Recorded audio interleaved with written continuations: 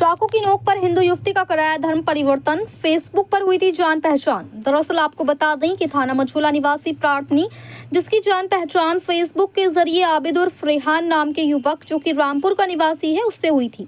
उक्त व्यक्ति ने महिला को नौकरी लगवाने का झांसा दिया और उसे मिलने बुलाया। उसके बाद अपने प्रेम जाल में फंसाकर प्रार्थनी को नशीला पदार्थ पिलाकर झाड़ियों में ले जाकर उसके साथ शारीरिक संबंध बनाए। यहाँ तक कि अपने दोस्तों और अपने भाई साजिद व माजिद के साथ भी कई बार शारीरिक संबंध बनवाए और प्रार्थनी की अश्लील वीडियो बना ली, सोशल मीडिया पर वायरल करने की धमकी दी और प्रार्थनी को ब्लैकमेल किया। इसके बाद उन सभी लोगों ने साजिश कर प्रार्थनी को चाकू की नोक पर जबरन धर्म परिवर्तन कराया और धमकाया कि धर्म परिवर्तन नहीं करेगी और हिंदू से मुस्लिम नहीं बनेगी तो तेरे साथ कुछ भी कर देंगे।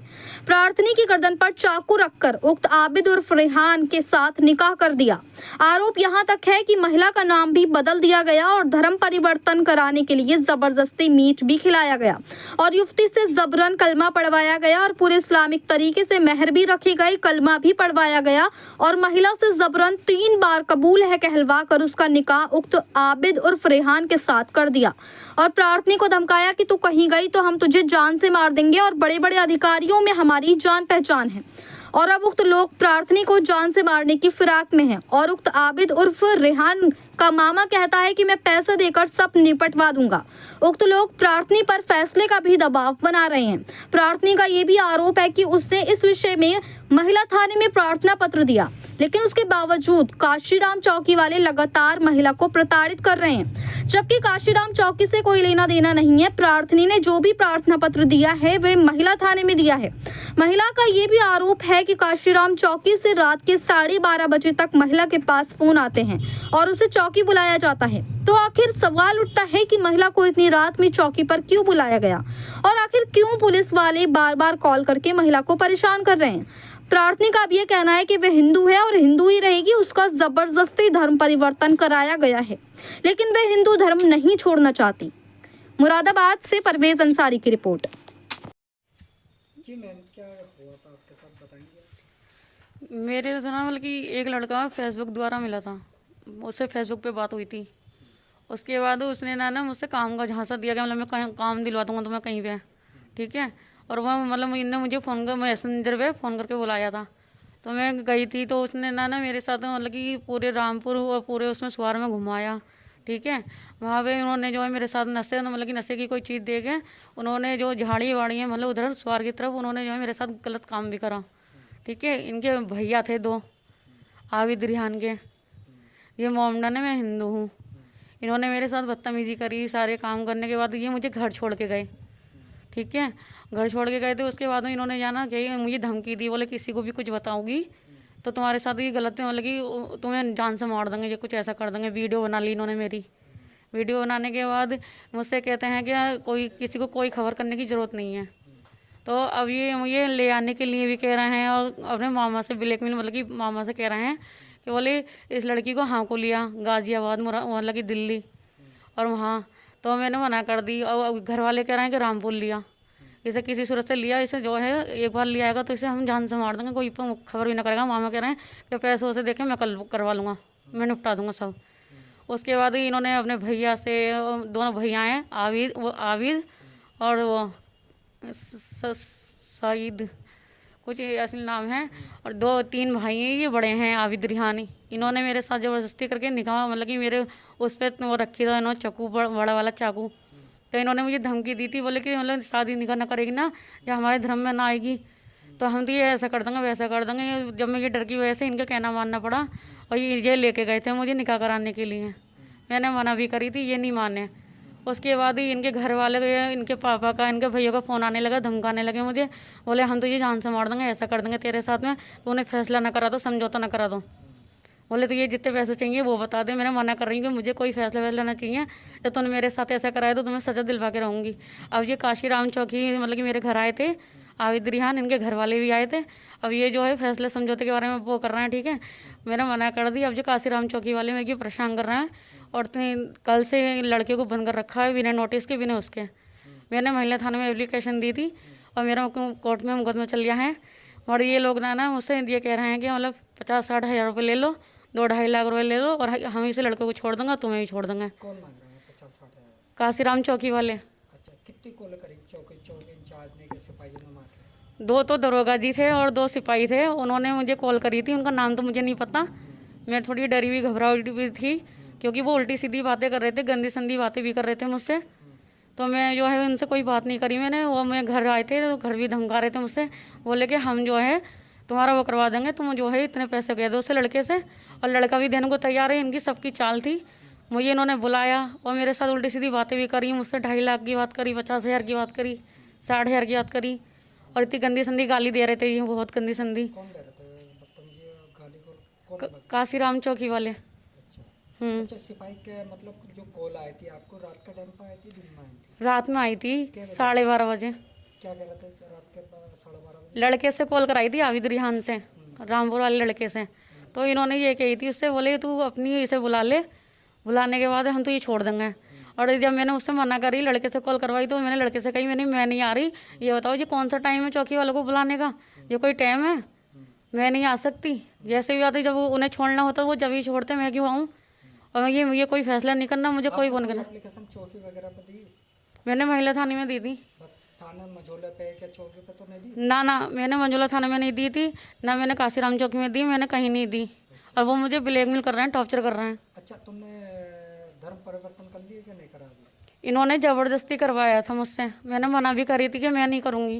तो क्या निकाह में क्या बुलवाया था आपसे? उन्होंने निकाह में कलमा पढ़वाया था और उन्होंने कहते हैं जो कलमा पढ़वाया था तो उसमें उन्होंने मेहर भी रखी थी, सारी चीज़ें नाम उम जी चेंज करवाया था उन्होंने। और उसके बाद में उन्होंने जो है 3-4 बार उन्होंने वकील बुलाया था कि निकाह कब हो लेना। तो तुमने कहा नहीं मैं हिंदू हूँ और मैं हिंदू धर्म में ही तो जाऊँगी? मैंने कही थी तो मैं उन्होंने जाना मेरी वो उन्होंने जो जबरदस्ती मतलब मेरे उस पर गले पे चक्कू रख रखा था, बड़ा वाला जो उनके घर में रहता है। तो उन्होंने चक्कू से मुझे वो करा था ब्लैकमेल। मैं डरी हुई थी, घबराई थी, मैंने मना भी करा था मगर वो माने नहीं। अब तो मैंने धर्म परिवर्तन करेंगे, मुसलमान बनेंगी कि हिंदू ही बनेंगी? हिंदू हूँ तो हिंदू ही बनूंगी, मुसलमान तो नहीं बनेंगी आप? नहीं। तो आपको जबरदस्ती मतलब धर्म परिवर्तन करवाएगा? हाँ, जबरदस्ती कराया था। इनके मामा उमा सभी कह रहे थे, बोले कि अपने धर्म में करना, इसे इसके धर्म में मत करवाने देना। और मुझसे नाना कि इनके पापा भी मतलब कि क्या नाम है? मामा का नाम तो नहीं पता, और मामा भी और पापा भी और इनके भाइयों ये फिर ये दोबारा मतलब मेरे साथ गलत काम करने के लिए कह रहे थे। एक बार तो कर चुके, दूसरा की बार भी कह रहे थे। कहाँ के रहने वाले हैं ये सब लोग? ये सब दिल्ली गाजियाबाद के मामा जो है, दिल्ली गाजियाबाद के रहने वाले हैं। अच्छा, हाँ, और इनके पापा जो हैं रामपुर सुहार के रहने वाले हैं। अब आप क्या चाह रही हैं? मैं चाहती हूँ कि मुझे इंसाफ मिले। ठीक, क्या नाम है सर आपका? मेरा एडवोकेट अमित गौड़। अमित जी, क्या है पूरा मामला? मामला ये है कि ये लड़की बेचारी कई दिन से परेशान है। कोई मोमडन आबिद नाम का लड़का रेहान ने रामपुर का रहने वाला है, इसके संग जबरदस्ती जो उसने धर्म परिवर्तन करा के शादी कर ली और ऐसी कुछ सर्टिफिकेट बनवा लिया कहीं से। और ये बता रही थी कि इसके गर्दन पे जो है इन्होंने चाकू वाकू रख के जबरदस्ती करा ली धर्म परिवर्तन इसका। अब कल कोई बात हुई होगी फैसला करने वाले, अब आपको तो पता ही है बहुत लोग बीच में मिल जाते हैं क्योंकि सबको आजकल दलाली चाहिए, पैसे चाहिए। तो कुछ लोग वहाँ पे ज़बरदस्ती किसी ने इन्फॉर्मेशन लेके उसके घर पे आ गए थे, बातचीत हो रही थी, वहाँ पुलिस वाले अचानक आ गए और दोनों उठा के ले गए। जबकि हमने कोई एप्लीकेशन थाने में नहीं दी, चौकी में नहीं दी, वहाँ पे कोई मतलब नहीं। हमारा महिला थाने से जो भी चल रहा है, महिला थाने में हमने दी थी एप्लीकेशन, पहले दी थी, वो काम चल रहा है, कोर्ट में मुकदमा ही फाइल हो चुका है, ऐसा नहीं है CW में। तो लड़की इंसाफ मांग रही है। अब ये पुलिस वाले वहाँ के चौकी इंचार्ज और पुलिस वाले से रात को 12 बजे 12:30 बजे फ़ोन कर रहे हैं। किसी भी थाने चौकी में चले जाओ, रात को 12:30 बजे पुलिस वाले PO में मिलेंगे, आपको विश्वास ना हो आप कैमरा लेके चलो, मैं खुद दिखा दूंगा। रात को 12:30 बजे ना तो महिला कांस्टेबल आपके पास है, ना किसी महिला कांस्टेबल से आपने फ़ोन कराया, ठीक है। रात को 12 बजे लड़की को क्यों बुला रहे हैं आप थाने में? क्या करेंगे उसके साथ? आपकी हरकतें क्या हैं? ये जिम्मेदार आदमी नागरिक जो होता है, ये पुलिस में नौकरी कर रहे हैं ना, इतना नहीं पता कि रात को 12 बजे महिला को फ़ोन कर रहे हैं आप लोग? चलिए उसको भी छोड़ दीजिए, आज शाम से दिन भर इन्होंने फ़ोन करे हैं। मैं आपको रिकॉर्डिंग मैं आपको दिखा दूँगा रिकॉर्डेड कि किस किस के नंबर से फ़ोन आया। शाम को 6 बजे मेरे चैम्बर में बैठी थी, तब भी फ़ोन आ रहा है इसके पास कि तू चुपचाप यहाँ पे आ जा, इससे फैसला कर ले, जो पैसे हमें दिला दे, नहीं तो तेरा बुरा हाल कर देंगे हम। ये क्या तरीका होता है? मतलब पुलिस वाले तो बदमाश हो रहे हैं आजकल के, किसी को भी ले कहीं भी गोली मार देंगे, किसी का केस मुकदमा बंद कर देंगे। इनके हाथ में पूरी कानून व्यवस्था इनके हाथ में दे दी होगी, नहीं मुझे लग रहा है। तो मैं चाहता हूँ कि लड़की को इंसाफ मिलना चाहिए। किसी जो परेशान है लड़की है, पीड़िता है, तो आपके पास लेडीज़ कांस्टेबल नहीं है थाने के अंदर तैनात, तो आप लेके आइए, मुहैया कराइए, उससे पूछताछ कीजिए, कोई बात नहीं है। लेकिन आप थोड़ी फ़ोन करेंगे उससे, बार बार लड़की को परेशान करेंगे, टॉर्चर करेंगे। ये बेचारी लड़की इतनी डर गई है कि ये घर भी नहीं जा पा रही डर के मारे। तो ये हरकत कर रखी है पुलिस वालों ने, पैसे के चक्कर में पता नहीं किसी का मर्डर करा देंगे तो रात को। ये लड़की अकेली चली जाती है, इसे तो गोली मार के कोई भी भाग जाएगा। ये तो 2-3 लाख रुपए किसी से भी ले लेंगे, बात खत्म हो जाएगी। तो धर्म परिवर्तन इसका फेसबुक के जरिए से हाँ, फेसबुक पे हो सकता है किसी ने प्रलोभन दिया हो, नौकरी चाकरी के लिए कह रही थी कि नौकरी दिलवाने के लिए प्रलोभन दिया हो। होता ही है, बेचारी गरीब लड़की है, घर पे बर्तन मांजती है, खाना बनाती है, जब का गुजारा करती है जैसे तैसे करके। फिर एक ऐसा मकान वहाँ पे बेचारी के जैसे तैसे अपने व्यवस्था करके किराए के मकान में वहाँ पे रह रही है बेचारी। धर्म परिवर्तन करवा दिया जाए। हाँ, धर्म परिवर्तन करवा दिया, जबरदस्ती करा दिया रेहान ने। उसके घर वालों ने, उसके मामा ने, जो पावरफुल हैं, वो पैसे वाली पार्टी हैं बहुत, और इसलिए इसे बेचारी को धर्म कर रहे हैं अकेले ही वो। अब ये बेचारी अकेली महिला करे क्या, ना आगे ना पीछे। क्या नाम है उनके जो जिन्होंने धर्म परिवर्तन? हाँ, मैं बता रहा हूँ, ये धर्म परिवर्तन करवाने वाले मेरे पास है ये एप्लीकेशन जो मैंने दी थी, कोर्ट में मैंने फाइल कर रखा है इसमें। ये इनके नाम हैं, ये स्वार के रहने वाले हैं, और इसमें कई लोग शामिल हैं। ये तो आबिद रेहान और उसके 2 भाई हैं। ये इनका नाम है, मैं बता रहा हूँ, हाँ, माजिद और सादिज, ये इसके नाम है। और एक मामा है इनका जो वहाँ पे रहता है, क्या नाम है, दिल्ली गाजियाबाद में। तो ये सब मिलके इन्होंने गैंग बना रखा।